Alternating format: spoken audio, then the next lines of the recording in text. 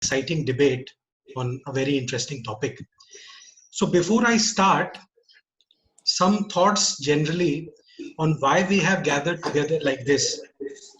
Well, scientists and experts have predicted that the coronavirus is not going to go so easily and so soon.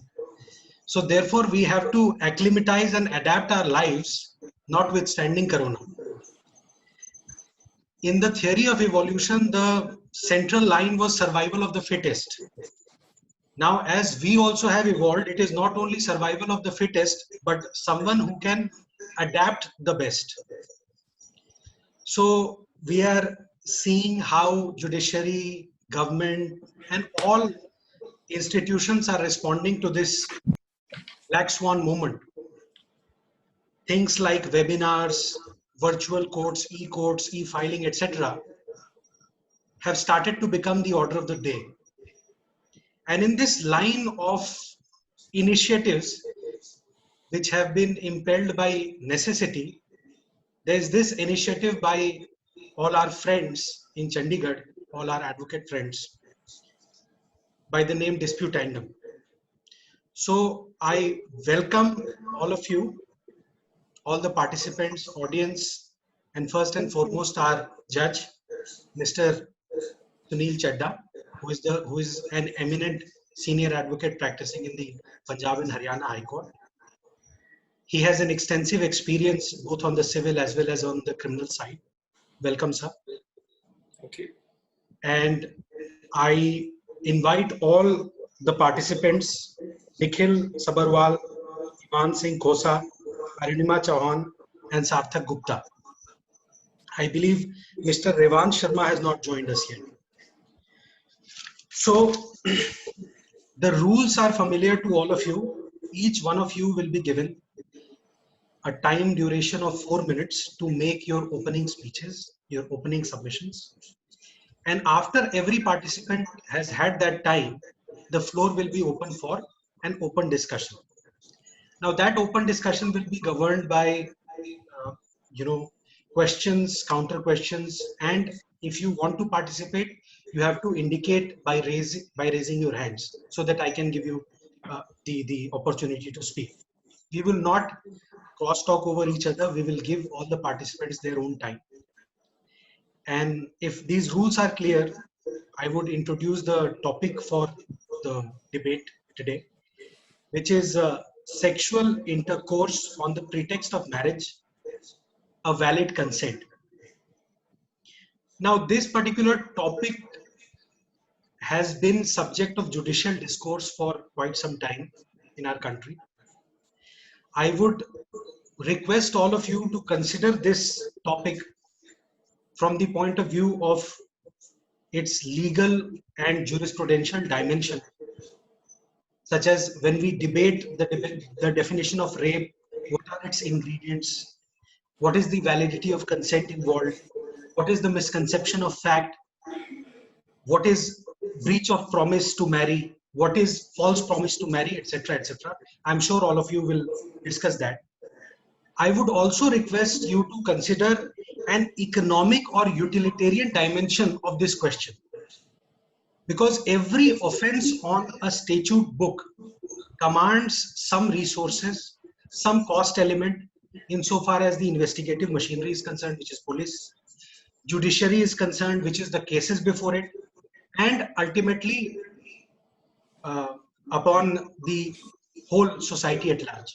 So it has got an economic analysis also, because we come across studies which say that the rape accused and rape victim were not only familiar, but they were also friendly at some point of time. So whether it is only a case of sour grapes or there is something more substantial to it, which requires the intervention of state as a machinery and to punish the so-called accused. So with these food for thought, I throw the floor open for discussion in an orderly manner. So I'll start with Mr. Nikhil Sabarwal, who is going to speak against the motion. Mr. Nikhil. Honorable Judge, learned moderator, and my dear friends. The topic for today, as has been pointed out by the learned moderator, has far-reaching legal implications as well as social and political implications. Now, the topic is that consent obtained for sexual intercourse on the pretext of marriage, whether it is a valid consent or not. I'm speaking against the motion. I want to start by putting things in perspective by taking an example. The example that I want to take is that we have a man and a woman, and a man has a gun in his hand or a knife in his hand, and he tells the woman that you have to have sexual intercourse with me right now, or I would injure you with this knife or kill you with this gun. And under that threat, the lady, the woman, agrees to the sexual intercourse. Now, the issue which arises is, would this be called rape? Would that consent which is given, and she gives that consent in that case, would it be a valid consent or not? Now, friends, I don't believe in any civilized jurisdictions this would not be called a rape, and which is the case in our jurisdiction as well. Our Indian Penal Code under Section 75, thirdly, specifically contemplates this situation and calls it a rape. Now, let us come to the present scenarios. The example is the same, the man is the same, the woman is the same. The goal of the man is the same, is to obtain the consent of the woman for sexual intercourse. But this time, the weapon that he wields is not a physical weapon in his hand, but an emotional or an intellectual weapon in his mind. The weapon that he wields is a seed. It's a seed and a lie, a false promise, which he plants inside the brain of the victim and makes her believe that if she is to have sexual intercourse with him, that they would inevitably be married. And the sexual intercourse in question is nothing but a consummation of marriage, which is to inevitably take place and which he knows will never actually take place. Now, he plants that seed, he nurtures that seed till it matures in the mind of the woman, until he is able to, till it culminates in sexual intercourse, which the man looks for. So now the question is the consent. In this case, he obtains the consent of the woman. Is this consent, can this consent be called a valid consent? Is consent a dead letter in our civilized jurisdiction, or is it to be a dynamic concept? The Supreme Court, in its recent judgments, has reiterated its long-held judicial position to say that it will not be a valid consent in such a case. And not only will it not be a valid consent, this act of the man, this sexual intercourse on the pretext of marriage, would amount to rape. Now, what the Supreme Court relies on in order to give its findings, in its most recent judgment in 2019, the citation is 2019 volume 2, RCR Criminal 852, the Supreme Court has reiterated this position. The Supreme Court has relied on Section 90 of our Indian Penal Code. Now, Section 90 is very interesting. It was introduced by Lord Thomas Macaulay in 1860 when the IPC was originally drafted. It says any consent in the background, in the context of any crime throughout our Indian Penal Code, if that consent is marred by misconception of fact or under a threat, if it is obtained by misconception of, it is not a valid consent. We've had this section since 1860. Now we do not have this particularly encoded in 375. So the Supreme Court was faced with this dilemma, how to interpret this. So the Supreme Court read Section 90 of the IPC along with Section 375 secondly, which said intercourse without consent is rape, to say that under Section 90, in such a situation where the consent is obtained under a pretext of marriage, it would amount to nothing short of a rape. It is an absolutely invalid consent. It means no consent. So that is one part of it. The second that I want, an interesting angle that I see it as, is that in a sundry civil contract, which is governed by our Indian Contract Act in our country, sections 18 and 19 clearly lay down that in a normal dry contract, wherever the consent of one party is obtained by any misrepresentation or fraud or undue influence, that consent stands vitiated. So the question that I put to myself is, if in an ordinary civil contract we can have that concept of the dynamic consent, why can't we import it into a criminal law which stands at a much higher pedestal, especially in this case when it involves the body of a woman? So the third thing that I want to point out in this is the rampant problem that we have in India regarding these cases. Now, for this, I rely on the survey conducted in 2015 by NCRB, that is National Crime Records Bureau. The 2015 data states that there have been a total of 32,443 rape cases of complaints that have been recorded in our country. And out of these, 7,655 cases have been cases in which the complainant has said that her consent was obtained on the pretext of marriage. So that, friends, amounts to 23.6%. That is almost 1/4 of all the rape cases are infected with this problem. Now, let us take out of all the 7,655 victims of the rape case in 2015, I say let us take the life of one victim and let us see the effect that this particular condition has on her, this particular crime, this particular sexual intercourse has on her life. The butterfly effect of misfortunes, the cascading effect that it has. It starts with the first thing. Now, this is slightly subtle. It says, whenever a woman enters into a sexual intercourse thinking that the man is eventually going to marry her, that the sexual intercourse is nothing but a consummation of marriage which will inevitably take place, she would not insist on the man wearing a protection during that sexual intercourse. And mind you, this sexual intercourse is not a one-time incident like in a rape case, a forced rape. These sexual intercourses, sometimes these relations build on for months, sometimes even years, 9 out of 10 times. So without any protection being insisted by the man, 9 out of 10 times, what inevitably happens is the woman is left impregnated by the man, who is Nikhil, now I'm going sorry to for leave her, interrupting who is you. never going to marry her. I request you to kindly summarize and conclude. I would summarize by saying that the problems for the women do not end there. They are left to be pregnant without marriage. They are ostracized from the society. The patriarchal society that we still have, sadly, the regressive part of the India, most of it, they are thought to have brought dishonor to their family. They have to carry illegitimate child. And the abortion, and then their abortion rights are also affected. But getting abortion under the MNTP Act is not. There are many legal loopholes that they have to jump through, depending on which trimester they find out that they have a baby in their womb. So that is one. So having regard to all these aspects, if I put this question to myself, that in a civilized society, whether a consent obtained in such a case would be a valid consent or not, in my opinion, the answer should be a resounding no. And I would end with a quote by Justice Gopal Gowda in his judgment in 2013. Justice Gopal Gowda has said, a woman's body is not a man's plaything, and he cannot take advantage of it in order to satisfy his lust and desires by fooling a man into consenting to a sexual intercourse with him. Thank you. Thank you, Nikhil. Thank you, sir. Yes, now I would like to call upon Mr. Ivan Singh Khosa. He will speak against the motion. Honorable Judge, respected moderator, the very question that this debate seeks to answer is whether the consent given by a woman for sexual intercourse with a boy on a false promise to marry her is a valid consent or not. For that, let us see the meaning of consent as has been given under IPC, especially under the jurisprudence of sexual offences. Fortunately for us, Section 375 itself, under its note, provides the meaning of the word consent. As per Section 375, consent means, and I quote, an unequivocal voluntary agreement. Honorable Judge, this is the most imperative aspect of the consent. An unequivocal voluntary agreement. If that, and in case that agreement is usually created in this case by a girl and a boy exchanging corresponding promises with each other.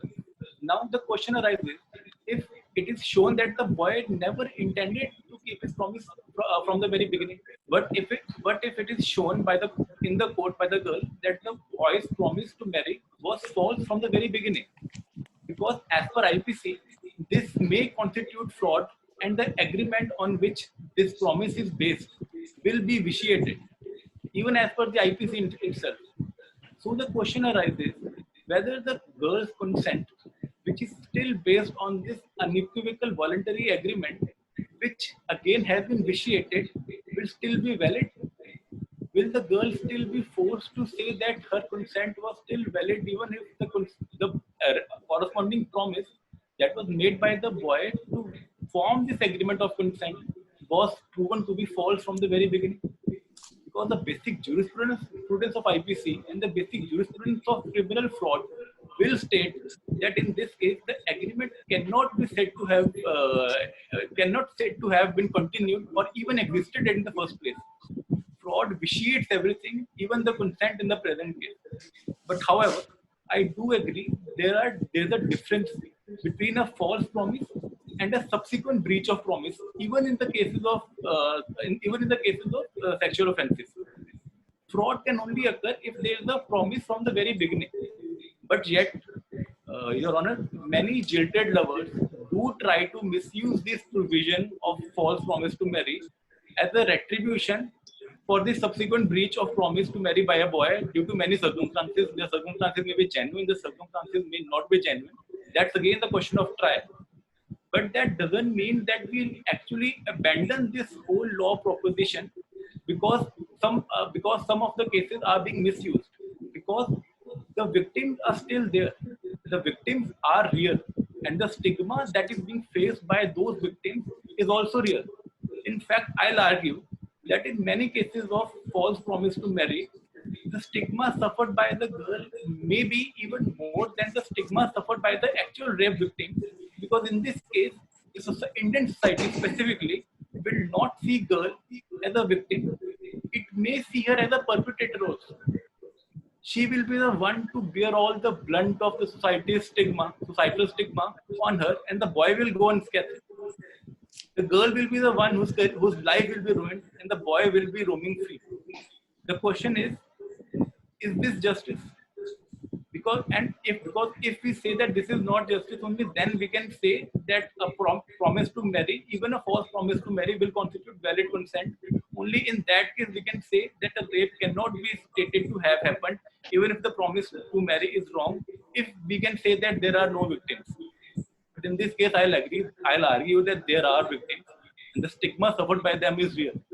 However, only thing that we need to be discussing is this fine line between the false promise and the breach of promise.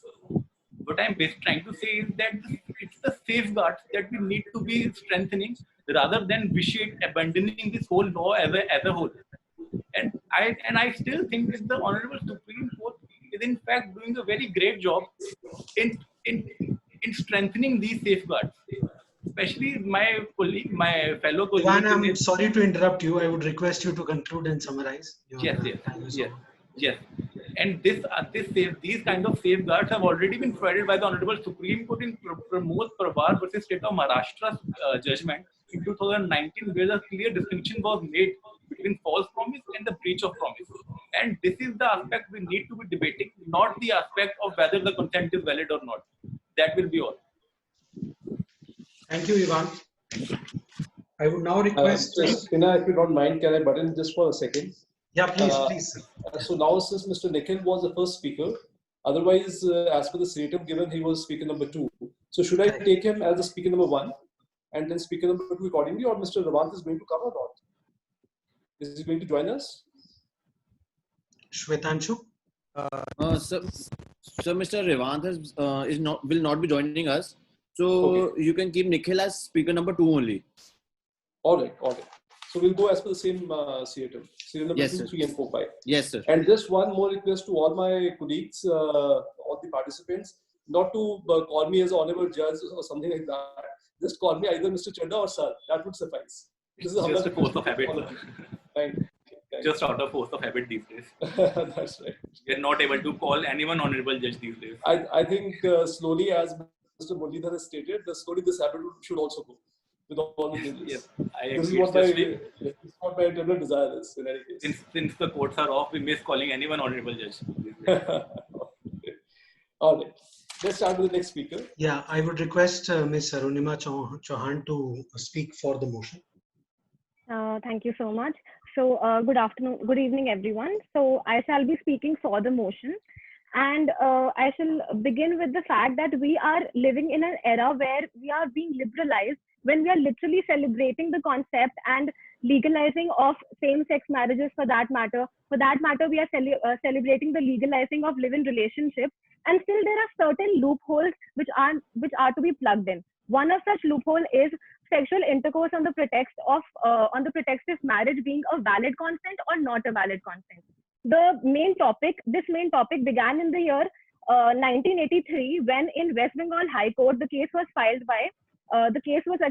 against Rani Panda, in which it was mentioned by the Honorable Court that there can be a joint reading of Section 90 and Section 375. And till now, till 2020, we just now we had a judgment by the Odisha High Court in the case, in the very famous case of, Justice Panigrahi very rightly mentioned that this concept has to be relooked and there has to be something done towards the real matter in question right now.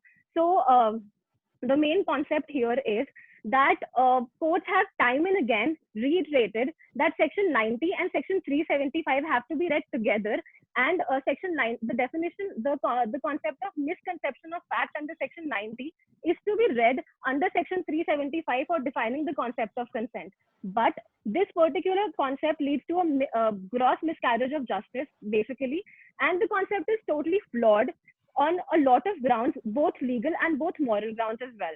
Talking about the legal grounds, one of the main reasons that I would point out this thing is that under Section 375, the concept of breach of promise to marry has nowhere been explicitly mentioned.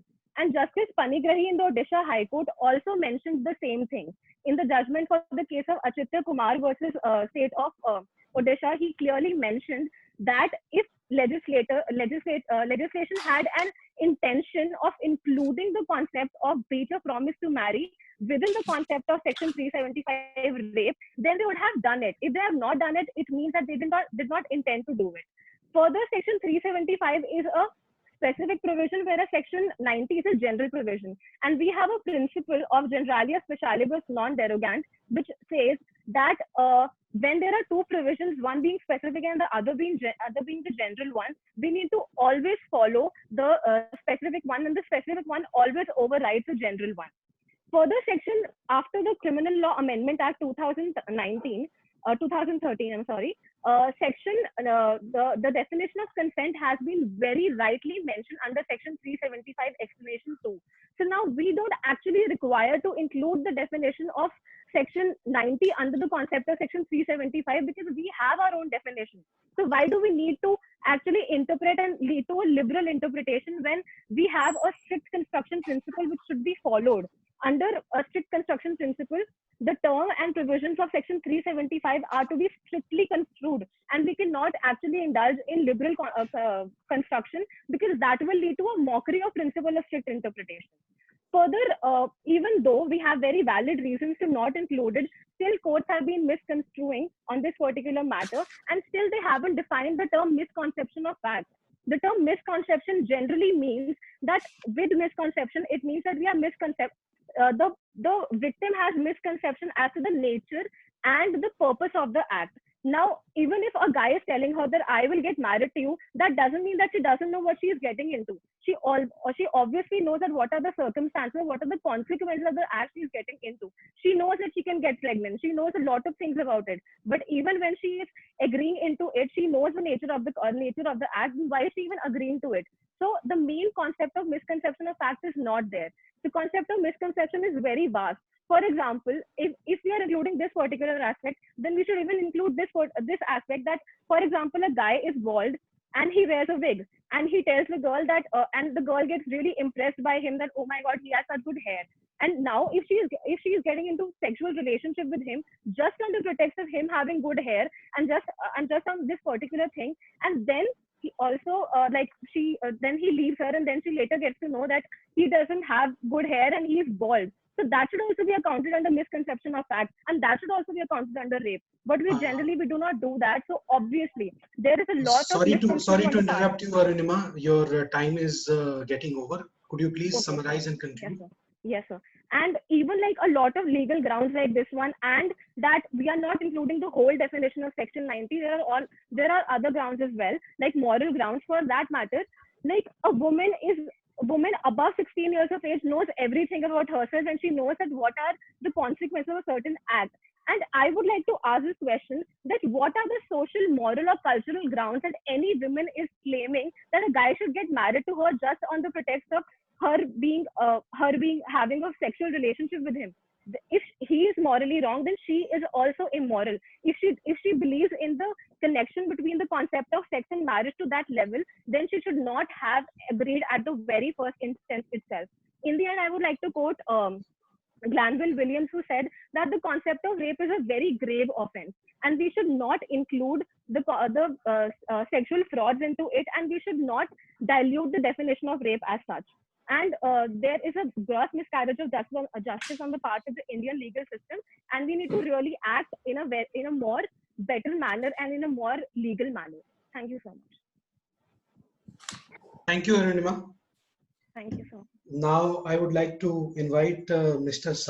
Sarthak Gupta, who is speaking for the motion.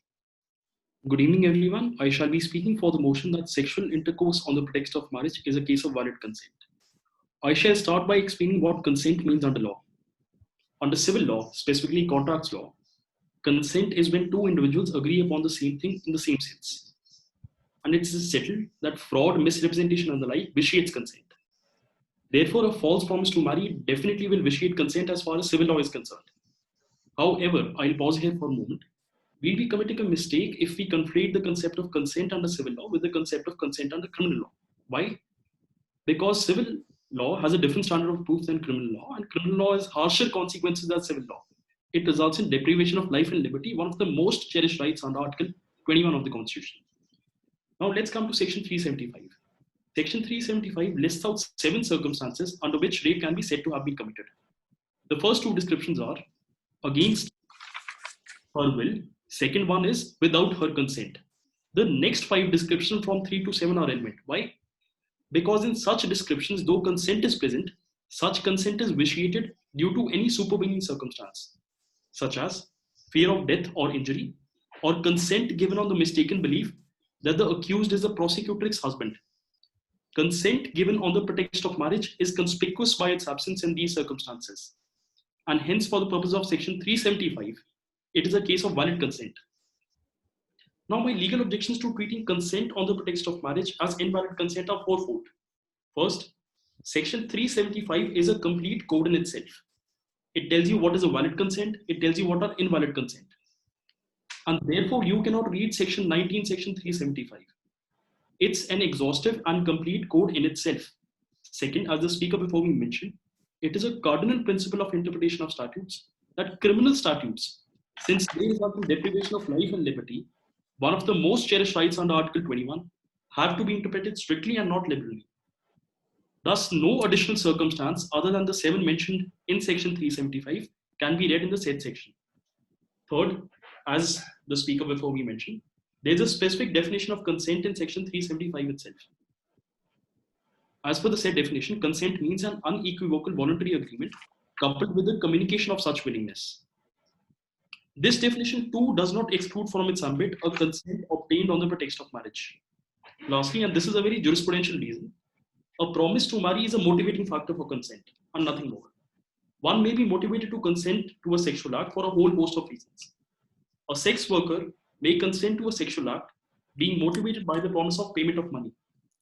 However, in case the sex worker is later cheated on, can it be anyone's case that rape has been committed upon her? Definitely no. Though yes, the offense of cheating might have been committed upon her. And this is exactly what the English Court of Appeal said in the landmark case of Regina versus Lineker. Closer home, the High Courts of Guwahati and Karnataka have also favored the approach that you invoke Section 417 of the Indian Penal Code and not Section 376 in such cases where consent has been obtained by fraud or deceit. Section 417 is the punishment section for cheating, and Section 415 defines what cheating is. I'll submit that it's a square-cut case of cheating when consent has been obtained on a false promise of marriage. But it is not rape. It's not covered under Section 376. Therefore, as long as one understands the true nature and consequences of the act one is consenting to, what motivated him or her to consent to the same is irrelevant as far as criminal law, specifically Section 326, is concerned. It's a cardinal principle taught to us since the beginning in our law school that motivation is different from intent. Intent and consent are by and large the same, but motivation is different. What motivated you to give the consent is completely irrelevant for the purposes of Section 376. And cases of invalid consent are mentioned in Section 376 itself.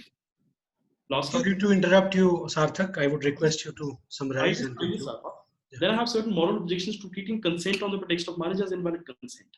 By doing so, aren't we reinforcing the sexual stereotype that adult women are gullible, passive, lacking in sexual agency, and can easily be duped into giving consent by dangling this carrot of marriage?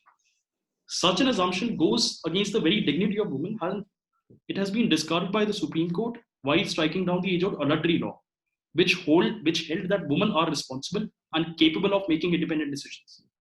Furthermore, by exalting an act of deceit to the level of rape, aren't we doing great disservice to the actual victims of this most heinous and violent crime?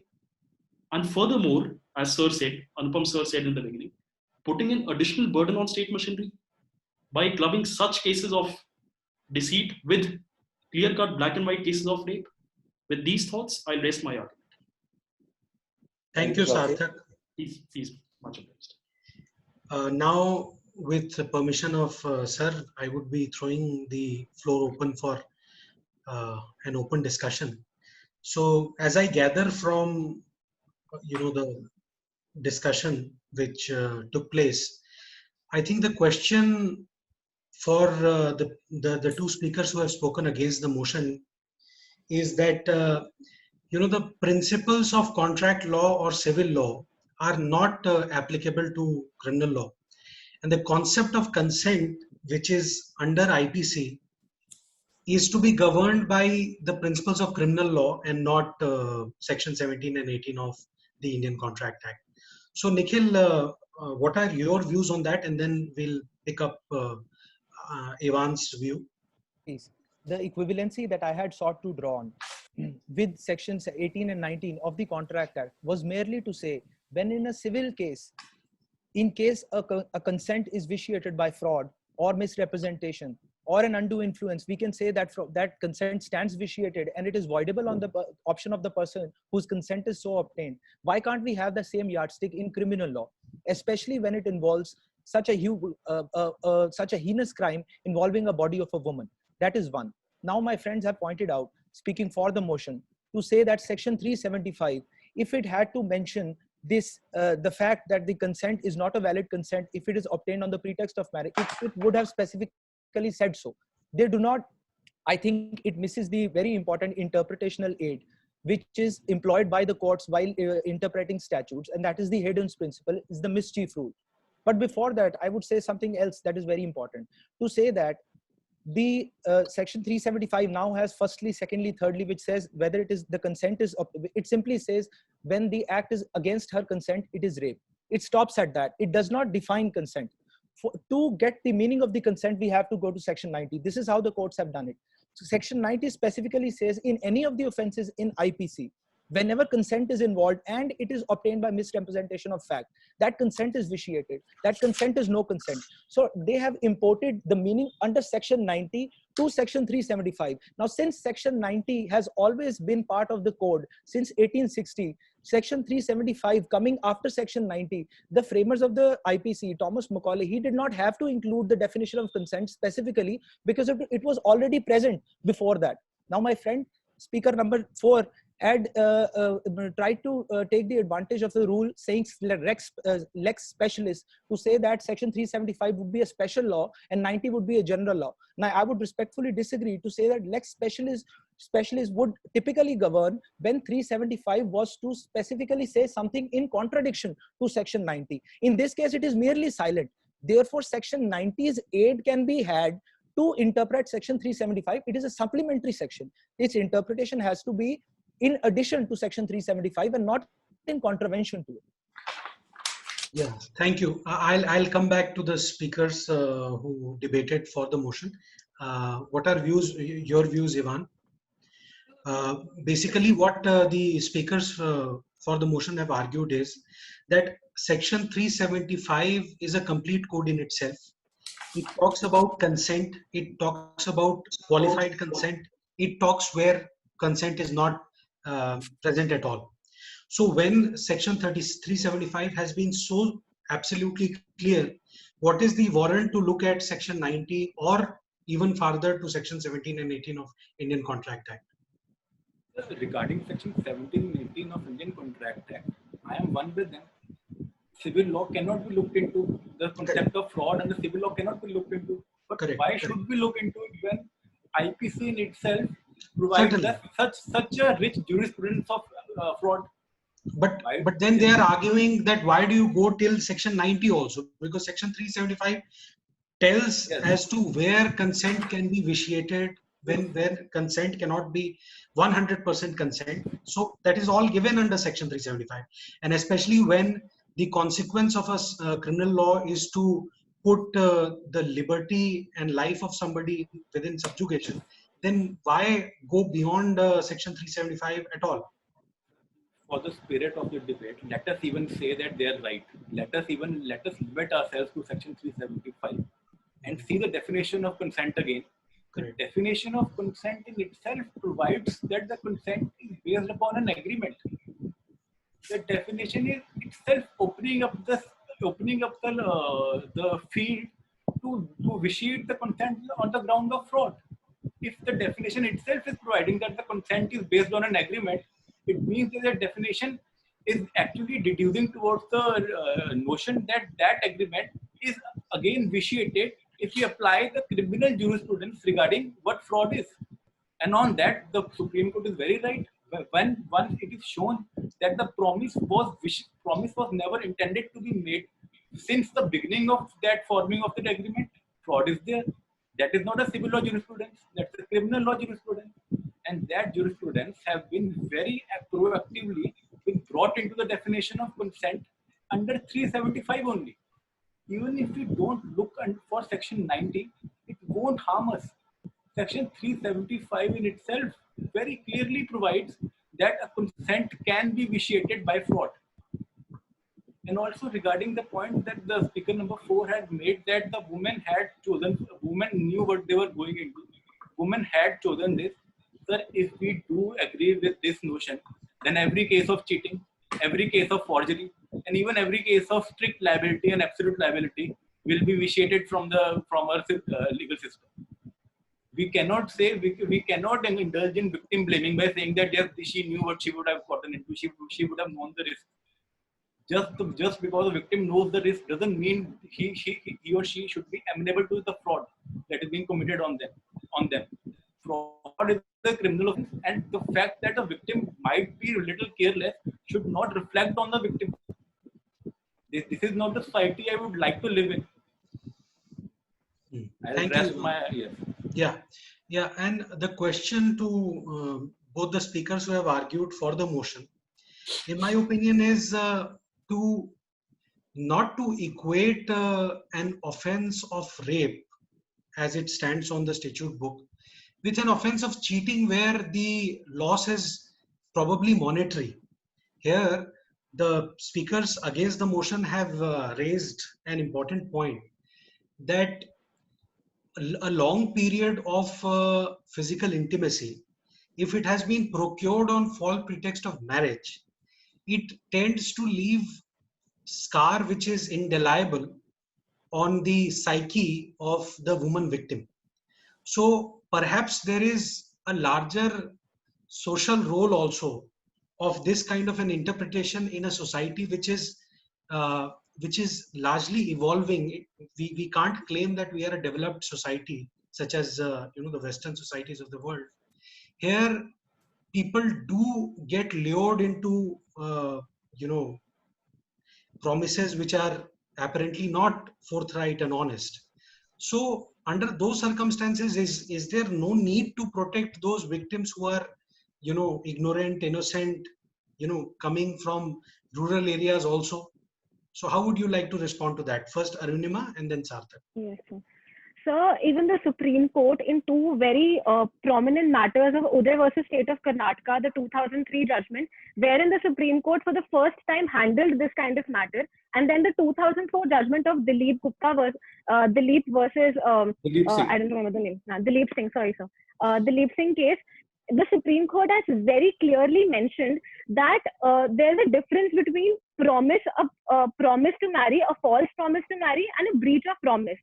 For that matter, any kind of person, any guy initially could have aimed to get married to the girl, but later on could not have got married to her because of various different reasons. And maximum of the cases of such, the accused has been acquitted. the maximum cases of such kind of breach of promise to marry, the accused have been acquitted because the court could not find out the valid grounds on which the victims were actually cheated by the accused. There have been cases of false promise also therein, but my main point here is that rape, it doesn't amount to rape. When two people are in a relationship for 3 to 4 years and then they are continuously into a sexual intercourse relationship, and then later on, when he doesn't get married to her, the girl cannot claim that he has raped her for continuous 2 to 3 years. That sounds very vague and ambiguous in nature.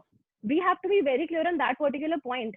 In today's society, women are very strong enough to deal with such matters, and they're not to be victimized always. We know how to deal with our situation. We know how to deal with any kind of situation. And for that matter, I would also like to point out that the code itself is very much clear with the concept. We do not need the definition given by section 90. There is no misconception of fact. I'll still again try to say this one point. There is no basic misconception of fact in this particular case, and hence nobody should be wrongly accused of certain crime like this.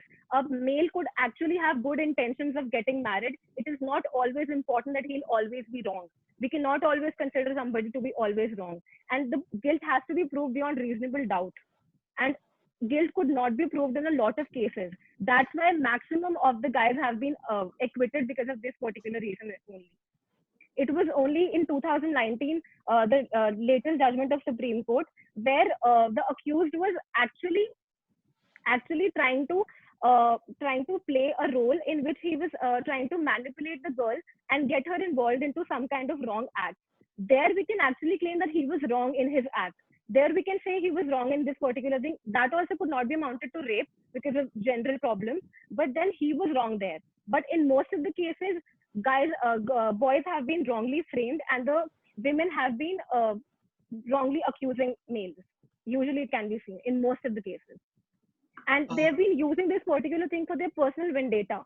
Like, for example, Justice Pratibha Rani of Delhi High Court very rightly said that most of the cases of rape are the ones where the girls have been using these particular matter for their personal vendetta. For when the relationship turns sour, they want to do something out of it, and they claim that the guy has raped them, which is actually wrong. Thank you. Yes, Sarthak? Yes, sir. Sir, I'm in complete agreement with you that the woman has been wronged. No question about the fact. She's been duped, she's been wronged. But is it fine to resort to section 376 for that? Isn't the cure worse off than the disease itself, is what I'm stressing.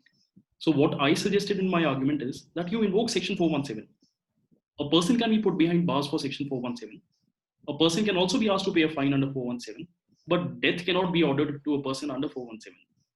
So equating these two cases of rape, a black and white case like Nirbhaya and a case where woman has been duped, is doing great disservice to the actual victims of this most heinous and violent crime. I'm not saying don't have any remedy, but again, the cure shouldn't be worse off than the disease. The woman has been wrong and she deserves a remedy in criminal law, in civil law, every law, but 376 is not the answer. Consent there has a very, very restrictive meaning. And as mentioned earlier, criminal law, since it results in deprivation of life, liberty, etc., most cherished rights, it has been placed at a higher pedestal than all other rights under the Indian Constitution. Cannot be taken away just because someone cheated someone. So that has to be kept in mind. Strict interpretation principle has to be kept in mind. The fact that consent has actually been defined in section 375 now has to be kept in mind. So now you cannot invoke section 90. And I'm not saying that women should be left remediless. And just one other thing, that rape by fraud was initially there in some jurisdictions. It was there in the UK, but eventually it was done away with after the judgments which I mentioned, which is Regina versus Lineker. So now a lot of countries don't have rape by fraud, but they have a separate sexual offense in cases where consent has been obtained by fraud. So you can also make a separate sexual offense for this. The legislature in its wisdom can make such an offense for this. And I'm completely fine with that. But clubbing it under rape where the maximum punishment is death penalty is wrong, in my opinion. Life imprisonment on death penalty, it's wrong in my opinion. It's the remedy is worse off than the disease. Just one last thought from Arunima. What do you have to say? I would just like to add what speaker number 4 said. Just like You're speaker number just like 4. You yourself is speaker number 4. It's okay. Go ahead. Yeah, go on. Yeah. So I would like to just add to what speaker number 5 said. So basically, even the California Civil Code of 1871, they have also under Section 261 of California Penal Code. I'm sorry, they have also not included the breach of promise to marry explicitly, because even for them it is not considered to be a crime. So following the same like Britishers, like Canadian system, like the US system, we are following the same system, and breach of promise to marry is not considered to be a crime of rape in our country too.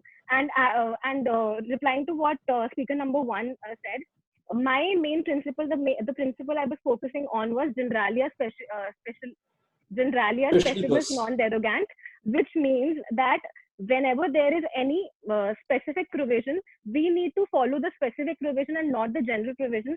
And even the Honorable Supreme Court has adjudicated upon the same matter in the case of JK, in the 1961 case of Arunima, you have already made that point. Now, very quick closing comments from Nikhil, Ivan, and Sarthak, and we'll wrap it up. Please, the first factual correction that I would make to speaker number 5's contention, that it is that the offense of rape, only the gang rape is punishable by death. The rest of the offenses are not punishable by death. So death is not in question here. The second thing that I want to say is both my learned friends, speaker number 4 and 5, have half agreed in our favor to say that it is not a valid consent. That was the main part of the debate, that whether the consent is valid or not. They both say it is not a valid consent, and now they've boiled down the entire issue to whether it is rape or not. So half we've already won. So that is the second point. The third point that I want to mention is the most important to say, and that is a valid point to say, that this law can be abused by women, and that sometimes the guys have good intention. Now, this is where I want to import Supreme Court's judgment in 2004, where the Supreme Court has laid down 2 very valid safeguards in these cases. The first safeguard is that Supreme Court says the burden of proof is on prosecution to prove beyond reasonable doubt. Now, what do they have to prove? Not just that there has been a consent, and a consent has been on the pretext of marriage. That is one. But the second thing that they have to prove is whether the person who has taken the consent, whether from the beginning he had it in his mind that he is obtaining the consent from the woman by telling her a lie that he will later on marry him. Now, there can be a case where the man indeed, in fact, wanted to marry the woman and had given her that impression that they entered into a sexual intercourse, and later, due to change of circumstances, due to supervening circumstances like a caste divide, like a disapproval by family, they are not able to marry. Then in that case, even though the consent has been obtained on the pretext of marriage, that would not become an invalid consent, because at the time it was taken, it was valid, and it is only because of the supervening circumstances that it has become vitiated. Now, in this case, what my friends argue, it can go to cheating. It cannot go to cheating, I'm sorry, it can go to a breach of promise. So it can probably go under the civil law, and Supreme Court under 142 has granted 50,000 rupees damages in this particular case of 2004. That is one. The second safeguard that has been provided by the Supreme Court is an even subtle safeguard, where the Supreme Court says the prosecution has to prove, in addition to all the above which I've mentioned, one very important fact is that not only should the woman give her consent on the pretext of marriage, being under a conception that the man is going to marry her, but also the prosecution has to prove that the man was conscious of the fact that the woman is giving her consent, being under that conception. So the man's intention is also to be seen along with the woman's intention. The woman cannot come and say that I was under this misconception, therefore this and that. The prosecution also has to prove the man's. Okay, thank you, Nikhil. I would have to stop you. Now we come to Ivan. Quick closing comments, Ivan. Yes. Please keep it short. As my learned colleague, speaker number 5, had stated, that we cannot assume that women are gullible enough to fall into this false promise of to marry. I agree with him that most women are not gullible. My question is, what if few of them are? What to do with them? Because in my opinion, law is only made to protect those gullible people only.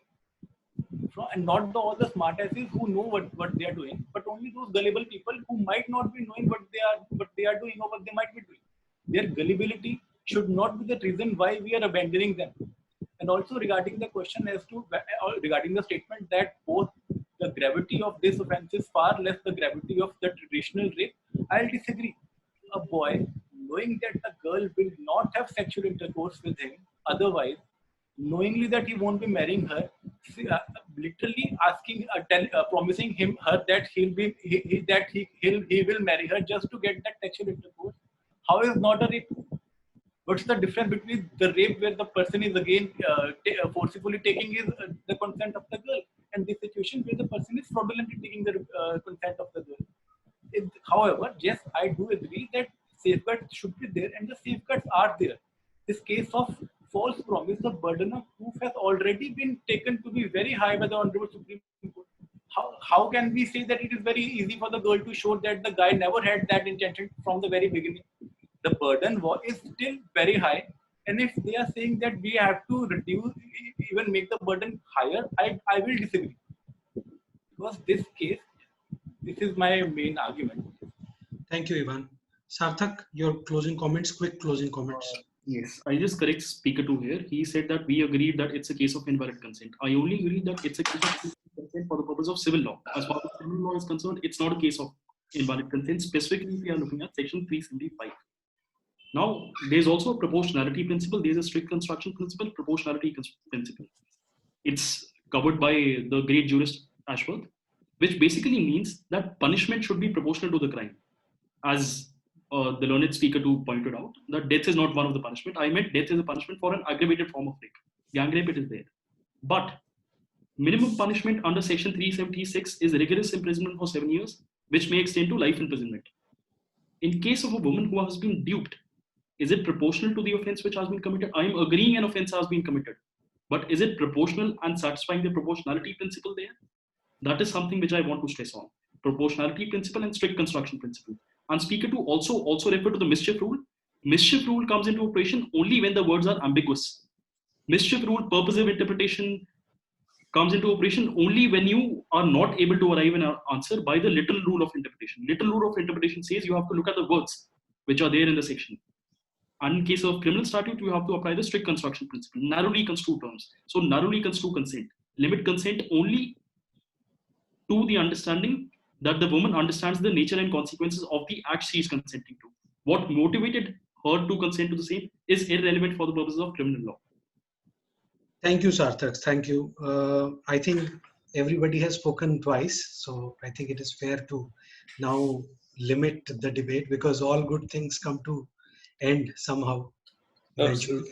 Absolutely. And I would request Mr. Chadda to address all of us with his wise words and his observation of how the debate went. Okay, Mr. Anupam Sinha, you being the moderator and all the participants, you were extremely good at the job which was assigned to you. This is one. And second, from speaker number 2, as speaker number 1 didn't come forward, maybe he had some valid reasons not to come. But once the speaker number 2, Mr. Nikhil, started with the things, I could sense he set the tone very high, and I could sense it's going to be a very healthy and very interesting debate. And ultimately, after about an hour or so, I found myself to be correct that it was actually a very interesting debate. The subject which has been chosen is not something which is new, I would say, because there are not many judgments on the issue, on the pointed issue. This matter has been amidst the controversy from years together. And then for and against, I think judgments which are the little knowledge which I have, according to that, the judgments are more in favor of the proposition rather than against. Of course, judgments are both sides, but what I find is, as speaker number 4 pointed out certain judgments, starting with Uday, then Dilip, then in 2019, there are 2 judgments again. And the latest judgment which has been cited by speaker number 4, that's the latest judgment on the pointed issue, this in 2020 by the Odisha High Court. Right. So judgments are both sides, but what I find is that for speakers number 2 and 3, who had to speak against the motion, their job was slightly more tough than those speakers number 4 and 5, those who were to speak for it. But all the same, as I said, all the speakers spoke very well. Now it was very difficult for me to, ultimately the job assigned to me again is very onerous. But still, the justice which I could do was to give them the marks. I don't know whether I'm to announce it right now or after some time. But all the same, just one thing which I want to point out here after listening to all your arguments is what Arunama, the speaker number 4, was referring to. Yes, sir. She was referring to the principle of generis specialibus non derogant. I would say that this principle is that where the two laws, general law and the special law, the special law which has to give way to the general law. This is what this principle, this latent phrase is based upon. Now, both sections, I think you are talking about section, like it was in the context of section 90, use of section 90 in section 375. Section 90, I would say, as speaker number 1, by rebutting your argument, rightly pointed out that section 375 is concerned, the word, it stops at the word consent. Of course, then you have explanations 1 to 7, all those clauses are there. But what is the consent, where it has been defined? All these laws which you find, all these statutory acts or the regulations you find, you will always find there's a clause of definition. So that definition means the definition is applicable to wherever it has been, whatever word has been used anywhere under that particular act or the statute, you will find that that word, how that word would be defined, that is a particular section. So here section 90 precedes section 375. So my take on this is that whenever you refer to a consent, it's in the context of section 375, then you have to refer to section 90, you have to bring in section 90. So this principle, according to me, this principle was not that much applicable. So for the present controversy was concerned.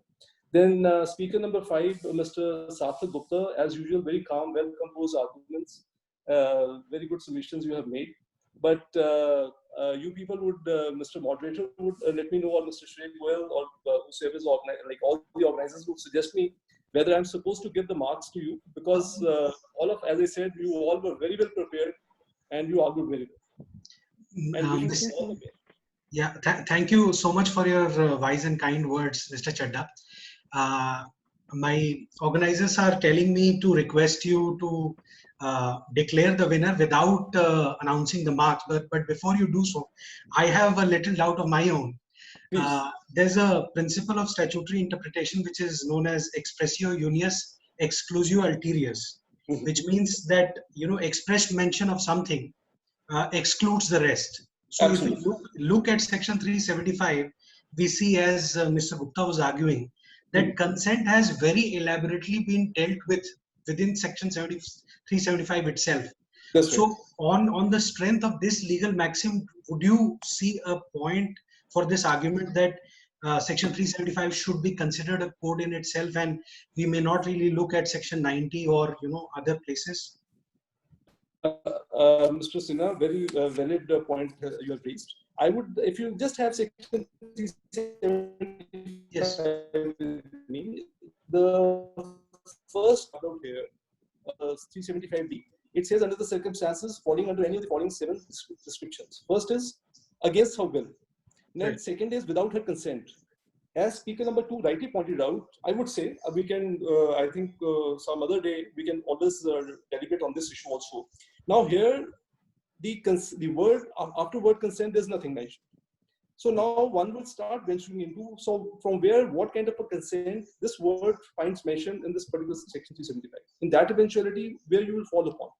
So you will look for that particular definition somewhere under the code itself. So that is why section 90, that is why section 90, you have to go to section 90. This is what my take on the subject is. Of course, we can look into the various judgments which all of you have referred to. And ultimately, then we'll say that section 90 is have to be read as an integral part of 375 also. Although Sarthak is right by saying that in case you see clause 30, it says with her consent, when her consent has been obtained by putting her on any person in whom she is interested in fear or death or of hurt. Now, this is a special case, again, of a consent under what circumstances the consent had been obtained. So now we are talking about that the particular consent has been obtained under what circumstances. Then you have to refer to clause 30, 40, 50, 60, and 70. Just one Thank you, sir. Yeah. So explanation 2 also defines what consent is for the purpose of 375. 375, yeah. that is something which has been added later on. After you're- the Criminal Law Amendment Act After the 2013. Criminal Law Amendment Act, 13. definition of consent has been included. Can you After read for the- me? Can Yes, you read? yes, I just read. Consent means an unequivocal voluntary agreement when the woman by words, gestures, or any form of verbal or non-verbal communication Oh, communicates. yeah, I'm sorry, Sathik, I'm sorry. You're referring to explanation 2. Yes, Explanation. sir. Yes, absolutely. Explanation 2 is there. Consent means now in that eventuality, what my take on the subject is, then if you refer to this explanation number 2, this Yes. is, of course, with regard to section 375, wherever the word consent is appearing. So therefore, they have given that limited explanation to that. So, but still, in case you read section 370, because in case there's another maxim of harmonious construction. So in case you have to harmoniously construe both the provisions, or in that eventuality, somebody can always look into section 90 also. I think this Odisha judgment I couldn't see, because this judgment I was just searching through the judgments. This was one of the latest judgment. I couldn't go through the whole of the text. I'm sure section 90, the court has said that section 90 really can't be looked into. So far, section 375 is concerned. But this judgment, then, as we said in 2019 itself, two of the latest judgments, one takes a view like in favor, and one is the view against. This is what I think 2019 judgments of the Supreme Court are. So therefore, it's a discussion. As I said, it's a very healthy discussion which we had.